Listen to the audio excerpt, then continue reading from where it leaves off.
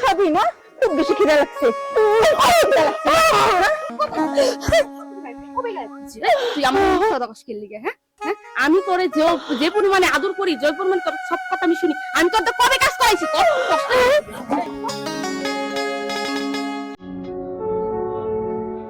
বৌমা, বৌমা,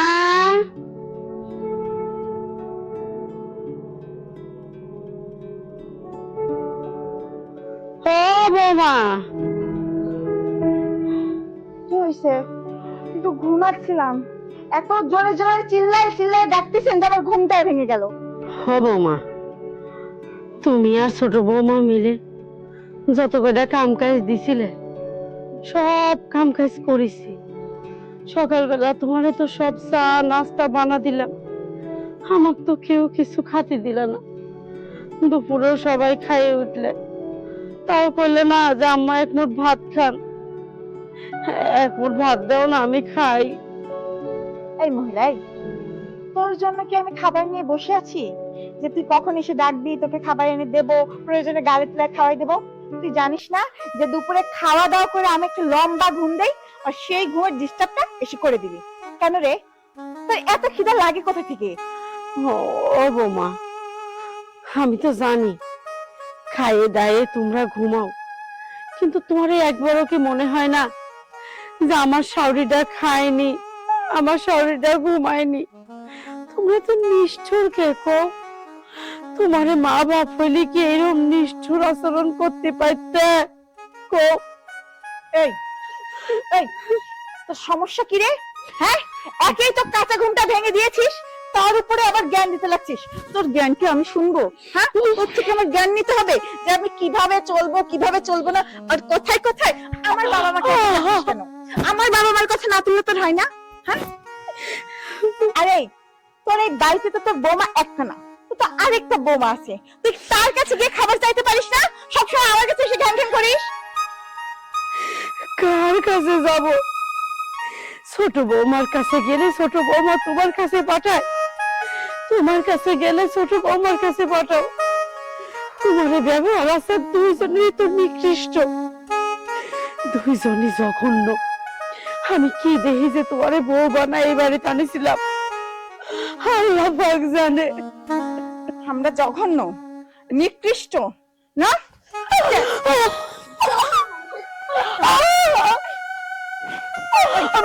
খাবি না? খুব বেশি খিদে লাগছে। জীবন একবার শেষ করবো। শোন, তোকে আমি একটা কথা বলছি, আজকে যে অন্যায়টা করলি করলি, এই যে আমার কাঁচা গুঁচটা ভাঙলি না, আজকের মতো তোকে এইটুকু দেখালাম। পরবর্তী সময় যদি আর কখনো এমন ভুল করিস, সেই দিন আর তোর শরীরের অঙ্গ প্রত্যঙ্গ একটা ঠিক থাকবে না, এটা তুই মনে রাখিস।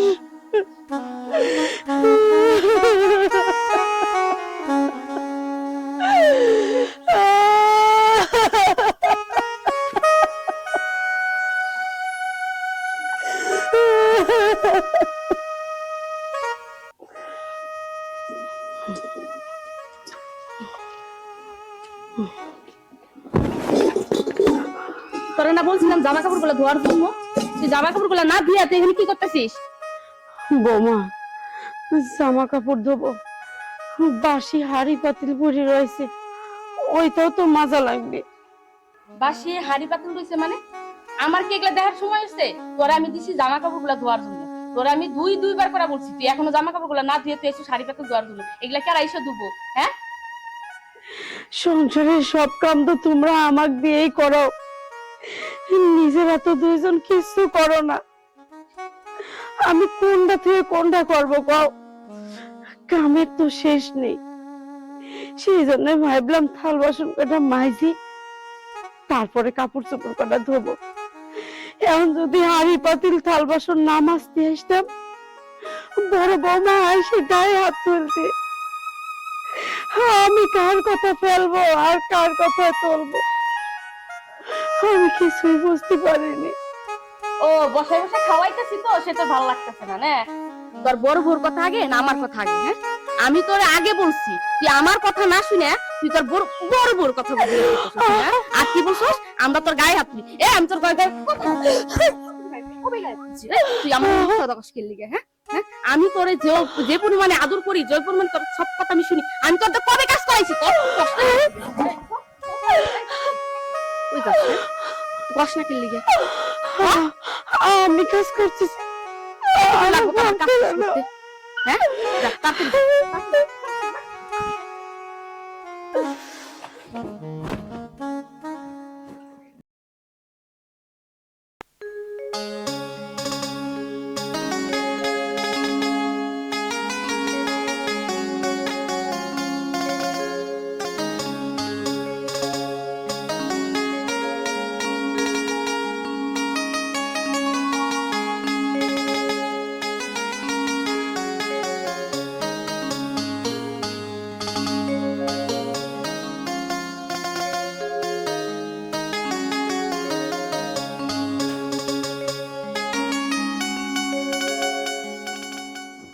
মা মা মা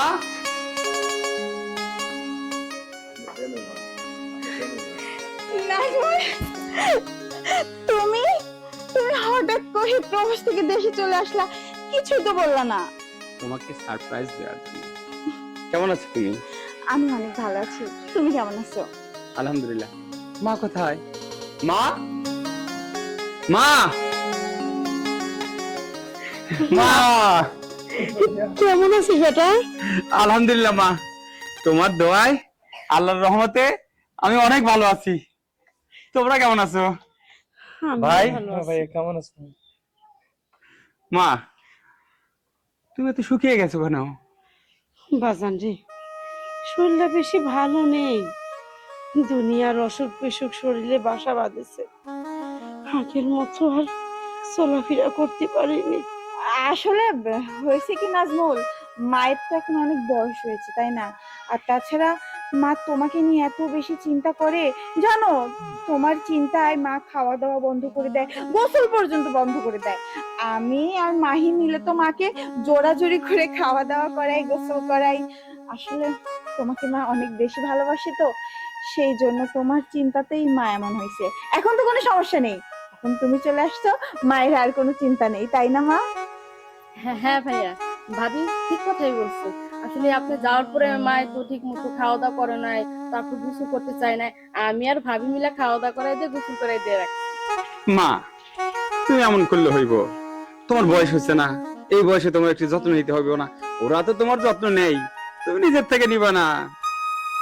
হরে বাজান, তুই ঠিকই কইছিস। এতদিন তোর চিন্তায় আমি নিজের যত্ন নেইনি। এখন আমার বেটা চলে আসে না, এখন আমি নিজের যত্ন নেব। আমি নিজের যত্ন নেব। আচ্ছা মা, তুমি কি সব কথা বাইরে শেষ করবে? ভাই এত দূর থেকে আসলো, ওকে ঘরে নাও, তারপর সব কথা বলে নি, ঠিক আছে? এখন চলো ভিতরে, চলো সবাই। ভাইয়া চল। চল।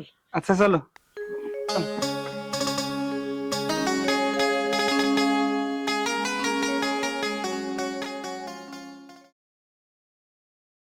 ভাইয়া তুইও তো বিদেশ থেকে আসলি, বাবা মারা গেল অনেকদিন হলো, তো এখন তো আমাদের জমি জমা গুলো তো ভাগাভাগি করে নেওয়া উচিত, তাই না? তুই কি বলিস?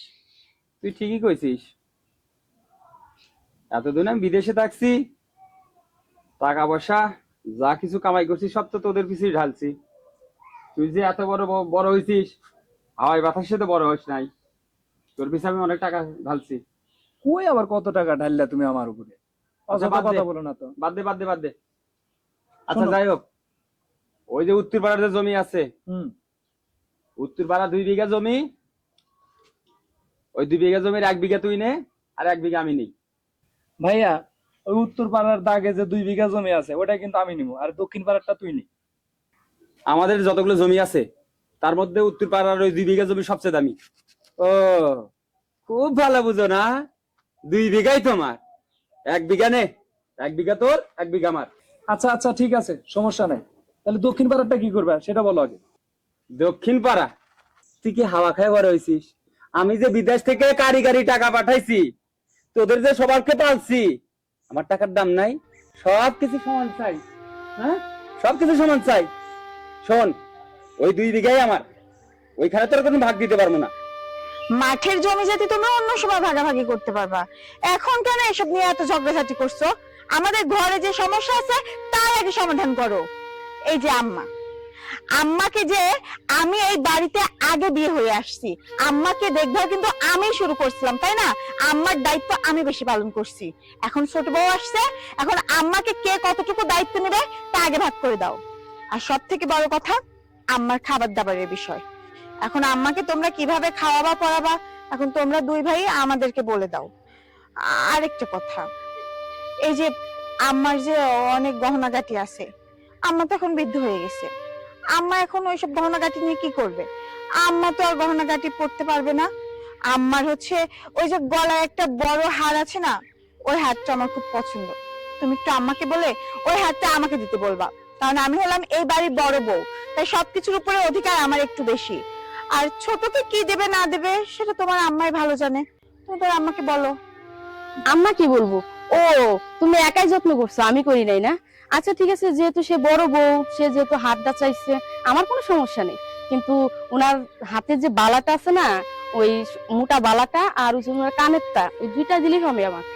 আমার আবার তো বেশি চাই না।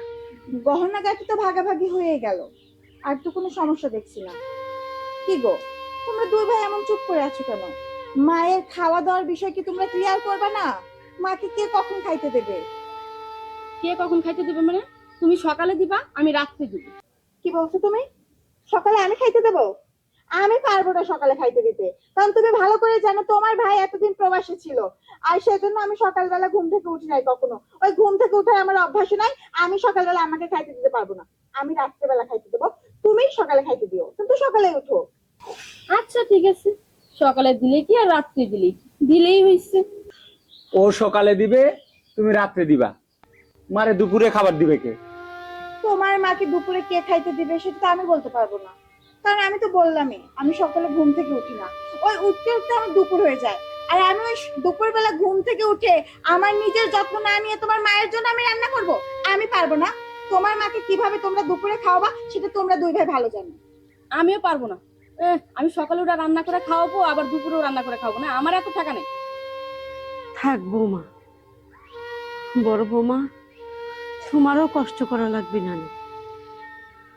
সকালে খাইলে পরে আমার আর দুপুরে খাওয়ার লাগে না, আমার পেট ভরা ভরাই থাকে, আমার আর খাওয়া লাগবে না। আমি একবারে রাতেই খাবো না। খালি খালি আমার জন্য তোমরা ঝগড়া অশান্তি করে না। আর এই সহায় সম্পত্তি তোরা দুই ভাই তোরের মতো করে ভাগ করিলে, আর রইল গহনা। বড় বৌমা, ছোট বৌমা, আমার যত গহনা আছে আমার ঘরে এক সময় যায় বাইর করে দেব না, তোমরা দুজন ভাগ করে লিও।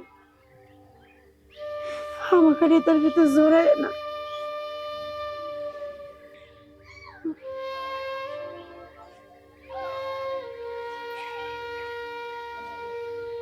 এই যে মা তো রাজি হয়ে গেল সবকিছুতেই, মায়ের কোনো সমস্যা নেই, তাহলে তো আমি মনে করি আমাদেরও আর কোনো সমস্যা না থাকারই কথা। কি হলো, তাকাই আছো কেন? চলো। তুমিও চলো।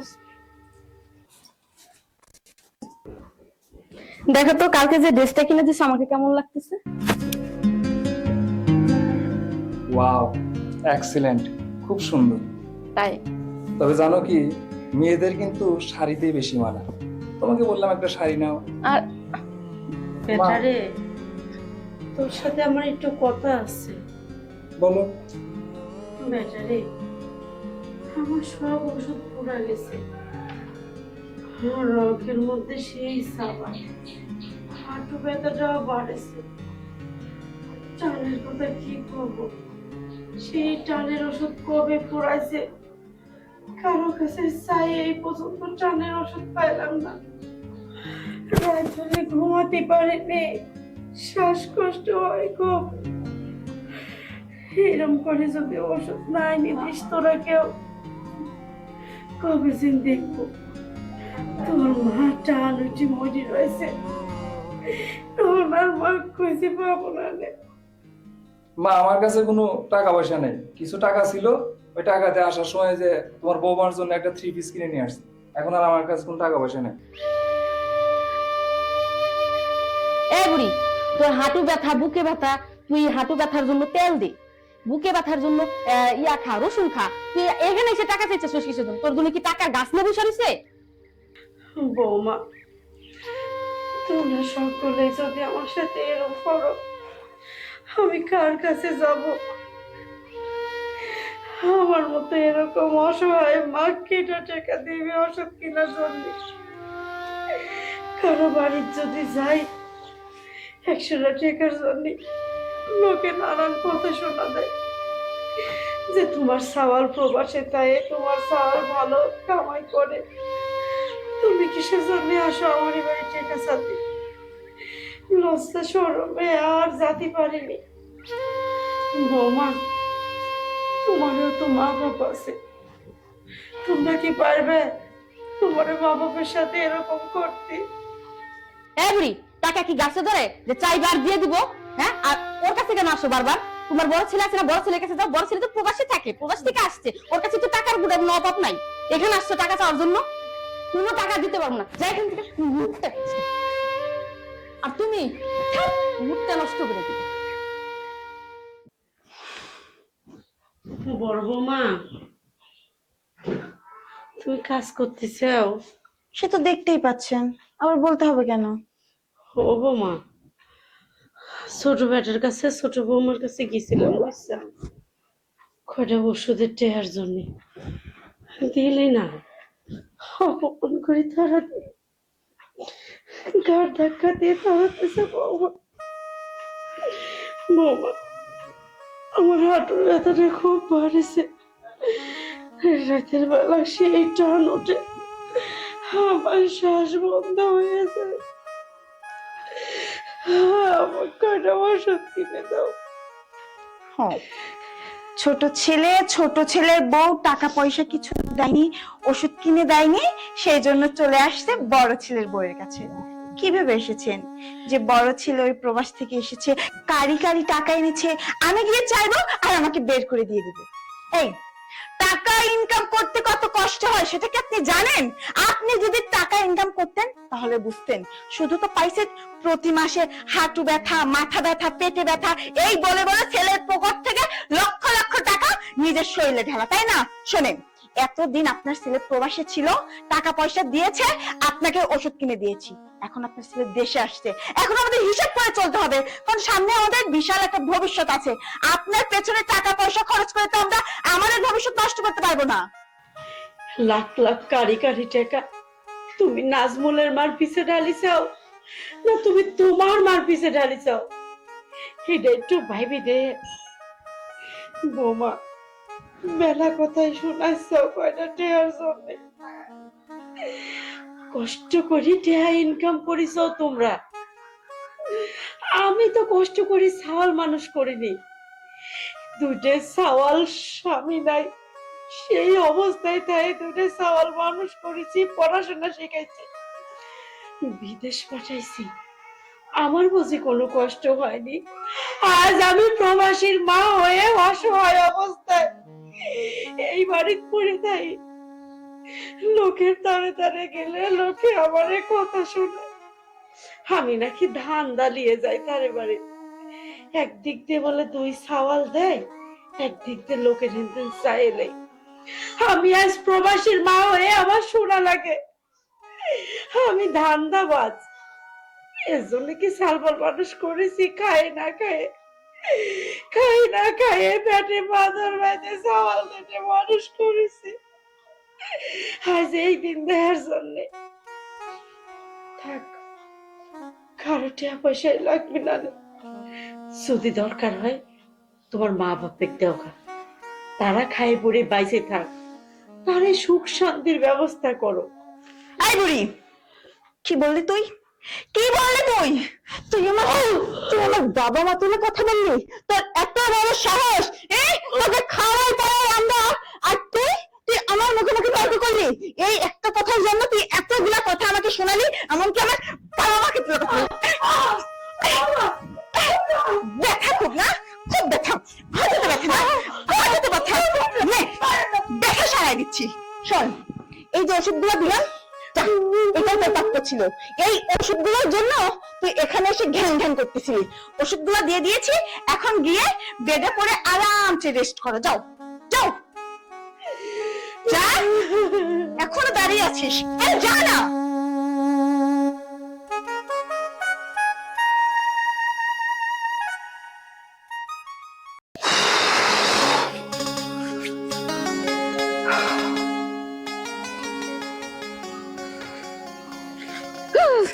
আসছো? আচ্ছা দেখো তো আমাকে কেমন লাগতেছে, তোমার জন্য আমি সেজে এসেছি। ওয়াও, আমি তো খেয়ালই করে নাই তুমি আজকে শাড়ি বাদে থ্রি পিস পরছো। তোমাকে জানা লাগছে না, মনে হচ্ছে সারা দিন আমি তোমাকে দু চোখ ভরে দেখি। তাই?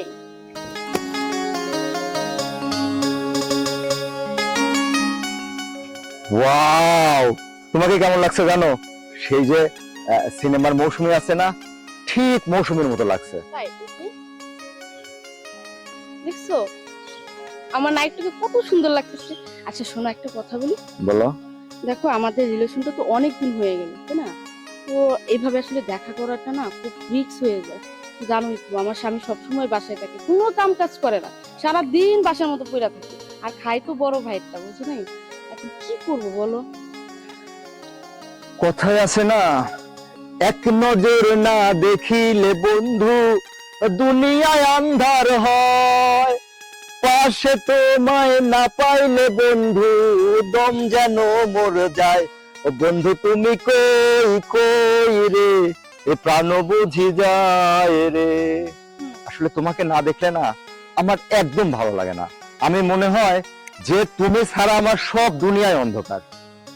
আমারও তো তাই মনে হয়, কিন্তু কি করবো বলো? পাইছি একটা অকার্মা, মানে কি বলবো আর, মানে ভাষাই খুঁজে পাই না। পাইছি একটা স্বামী না, মানে আতাও নাই পাতাও নাই, কিছুই না। তোমার মতো যদি একটা হ্যান্ডসাম ছেলে যদি সত্যি সত্যি আমাকে বিয়ে করতো, তাহলে না আমার কতই ভালো হইতো। তো চলো আজকে পালিয়ে যাই। না না, তো করা যাবে না। কারণ আমার যে শাশুড়ি, উফ, শাশুড়ির কথা বললি না আমার আর কোনো কথাই আসে না ভিতর থেকে।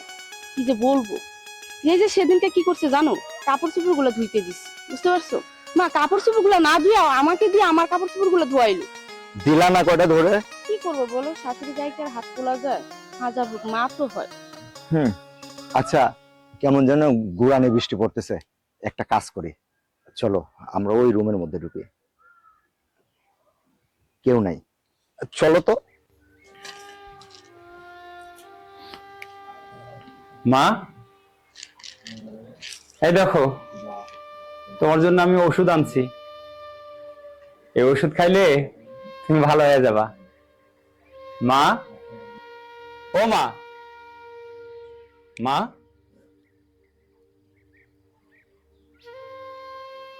মা, ও মা, মা কথা বলো নাকি মা? ও মা, মা, মা কথা বলো, মা কথা বলো, মা কথা বলো, জোর মা কথা বলো, মা, মা কথা বলো, মা,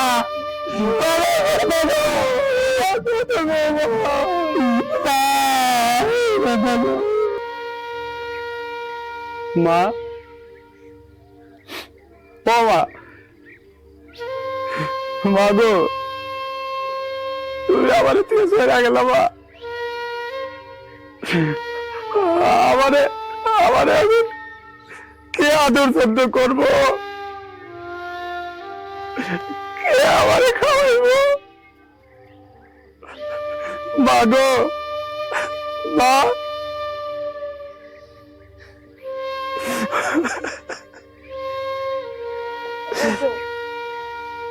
তুমি আর এভাবে কান্নাকাটি করো না। যার চলে যাওয়া কিছু চলে গেছে, এখন হাজার কান্নাকাটি করলেও তো মা ফিরে আসবে না। চুপ করো, আমার মা চলে যায় নাই, আমার বাড়ি তো আছো, তোমরা আমার বাড়ি মারছো। যে মা আমারে 10 মাস যদি গর্ভে রাখছে, খাইয়া না খাইয়া আমারে মানুষ করছে, আর আমি দেখছি তোমরা তার সাথে কি ব্যবহার করছো? তারে সবাই তো খাইতে দাও নাই, কোনো কিছু চাইলে তার অত্যাচার করছো। আমার মার একটু শরীরে ব্যথা, শ্বাসকষ্টের সমস্যা, কই তোমরা তো কোনো সেবা করতে পারো নাই। হ্যাঁ, এই তুই তো মা নিজের বলা, ওরা নাই পরে দিতি, ওরা দেখে নাই তুই আমার মারে বাচ্চ। তুমি ঠিকই বলেছো বাবা। চুপ কর, তোর মায়া কান্না শুনবার চাই না। আরে আমি যে বিদেশ ছিলাম, আমি কি পারতাম না? ওইখানে নতুন একটা বিয়া করিয়া থাইকা যাইতে? আমি তা করি নাই, আমি তোমাকে মুখের দিকে তাকাইয়া দিন রাত পরিশ্রম করছি, কারি টাকা পাঠাইছি যাতে তোমরা সুখে থাকো, আমার মা সুখে থাকে। আর তোমরা নিষ্ঠুর জান্নাতের মতো আমার মার মতো অবিচার করছো।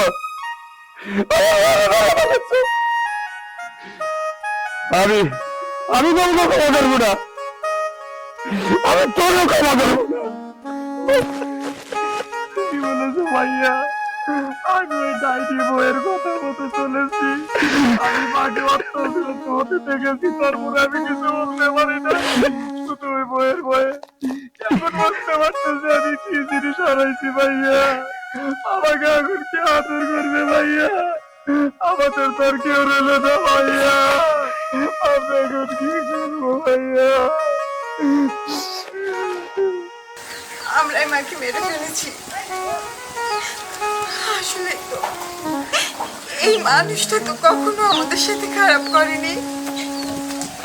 এই মানুষটা আমাদের দুই বউকে নিজের মেয়ের থেকে বেশি ভালোবাসতো, অথচ আমরা দুই বউ তাকে তো কখনো শাশুড়ি হিসেবে সম্মান করিনি, আর অত্যাচার করছি, নির্যাতন করছি, ঠিক মতো খাইতে দেয়নি, পড়তে দেয়নি, ওষুধ পর্যন্ত কিনে দেয়নি।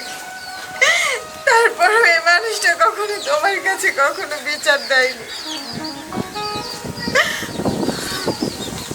আম্মা, আম্মা, আপনি তো চলে গেলেন, কিন্তু আমাদেরকে এভাবে দোষী করে গেলেন। শেষবারের জন্য আপনার কাছে ক্ষমাটাও চাইতে পারলাম না। আম্মা, আমাদেরকে আপনি ক্ষমা করে দিয়ে, আমরা এখন বুঝতে পারছি, আমরা এখন বুঝতে পারছি মা কখনো সংসারে বোঝা হয় না, কিন্তু আপনাকে আমরা বোঝা মনে করেছি। আমাদেরকে আপনি ক্ষমা করে দিয়ে। হ্যাঁ মা, অনেক বড় ভুল করে ফেলেছি। আসলে যদি আমাদের নিজের মা হইতো তাহলে কি আমরা এই কাজ করতে পারতাম? কখনোই পারতাম না। আমরা যদি একটু তার দিকে তাকাইতাম, তার যত্ন নিতাম, তাহলে হয়তো আজকে আমাদের আম্মুকে হারাইতাম না। মায়ের লাশ এভাবে সামনে রেখে কান্নাকাটি করলে মায়ের রাতটা কষ্ট পাবে। কান্নাকাটি করেছিলাম, আমার কাছে এখন আমাদের ক্ষমা চাইতে হবে, মায়ের জন্য দোয়া করতে হবে।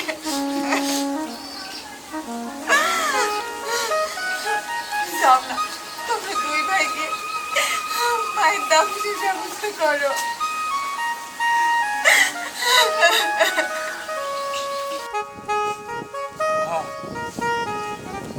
আমি মায়ের দাফন কাপড় শেষ করে তোদের মতো কাল লাগেনিদের এই বাড়ি থেকে বের করবো। তোরা তোরা আমার কাছ থেকে মাপ পাবি না, আর এই বাড়িতে তোদের ঠাঁই হবো না। চল চল ছোট, দাফন কাপড়ের ব্যবস্থা কর।